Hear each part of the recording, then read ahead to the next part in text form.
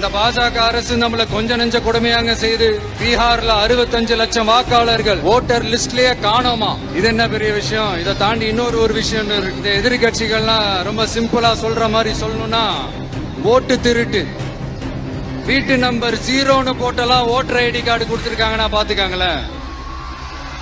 எவ்வளவு பெரிய ஒரு மோசமான வேலைகள்லாம் அவங்க செய்யறாங்கன்னு பாத்துக்கங்க. அடுத்து ஒன் நேஷன் ஒன் எலெக்ஷன், ஒரே நாடு ஒரே தேர்தல். 2029ல இவங்களோட ஆட்சி காலம் முடிய போகுதுன்றது எல்லாருக்குமே தெரிஞ்ச ஒரு விஷயம்தான். அதனால இந்த மாநில அரசுகள் எல்லாத்தையும் கலைச்சிட்டு எல்லாருக்கும் ஒட்டு மொத்தமா ஒரே நேரத்துல தேர்தல் வைக்கிற ஒரு ஐடியா. அப்பதானே ஒரே நேரத்துல இந்த தில்லு முள்ளு வேலைகள்லாம் ஈஸியா செய்ய முடியும். நான் எதுவும் பார்க்கலீங்க. நான் மீட்டிங்ல இருந்தேன், ஃப்ளைட்டுக்கு நேரம் பிடிக்கிறதுக்காக வந்தேன். அதனால எனக்கு தெரியல. நான் பார்த்துட்டு சொல்றேன்.